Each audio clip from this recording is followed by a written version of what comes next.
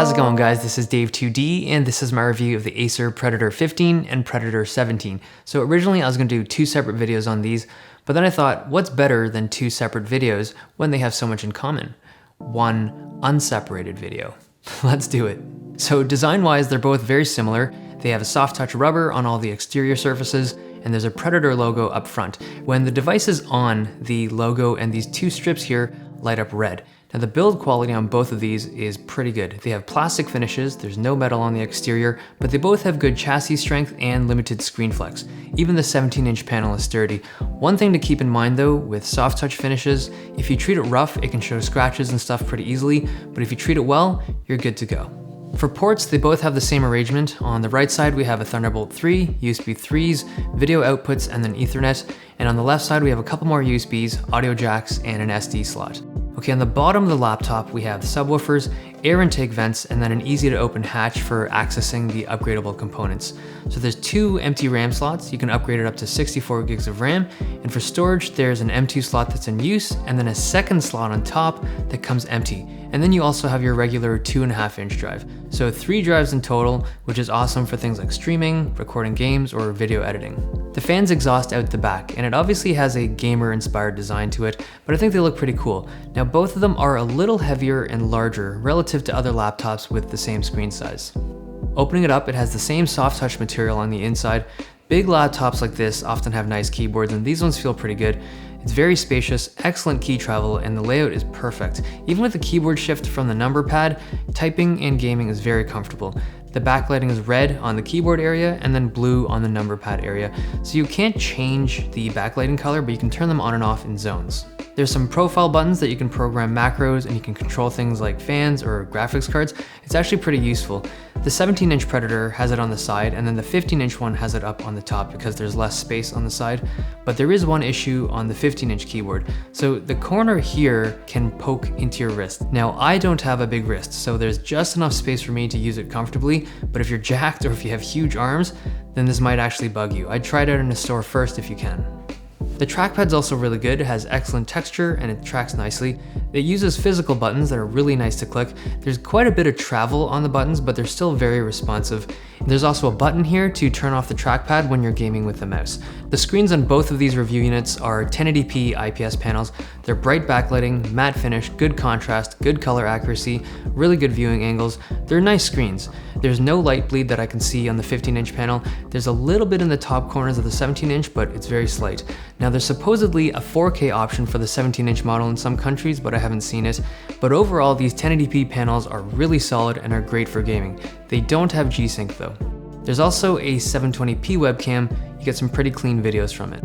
The speakers are actually on the bottom, not in that front grille area like they look like they would be. The 15-inch speaker sounds really good, but the 17-inch speaker sounds even better. Both of them have plenty of volume and a good amount of bass, but the middle and upper frequencies just sound cleaner and more precise on the 17-inch.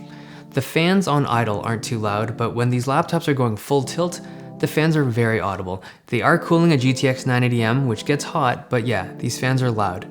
The disk drive for both of them are removable, and you can replace it with this extra fan that they call a frost core. It's a neat idea, but doesn't seem to affect temperatures too much, and it definitely adds a little bit more fan noise. But whether or not you use this bonus fan, temperatures stay appropriate without overheating or throttling. The 1TB hard drive speeds are pretty standard. The SSD speeds heavily depend on the configuration you get, but you can easily add or upgrade them yourself. The Skylake processor is a quad-core 6700 HQ, and they pair them with at least 16 gigs of RAM. And you combo that up with the 980M, and these laptops just crush games at 1080p. If you play at high or ultra settings, only light to moderately demanding games can still maintain 60 frames per second. The most graphically intense games like open world AAA titles are going to drop to like 30 or 40 frames per second on ultra. But in terms of laptop gaming, it doesn't get too much faster right now. Now these 980M chips only have 4 gigs of video RAM instead of the 8 gigs we see in some systems, but it doesn't make much of a difference for most games at 1080p. In terms of batteries, the 15 and 17-inch both have the same 90 watt-hour battery. Those are pretty big batteries, and they take about 3.5 hours to fully charge it from zero.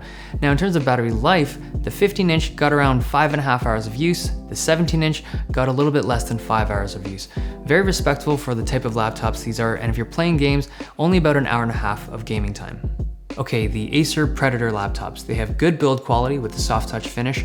The display options don't have G-Sync, but they're bright and have vibrant colors.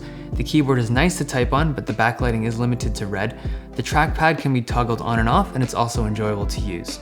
Inside, the i7 and 980M easily handle games. The systems are really well cooled, but the fans are loud. It has a minimum of 16 gigs of RAM, but you can upgrade it to 64 gigs. They include both an SSD and a 1TB hard drive, which are easily upgraded.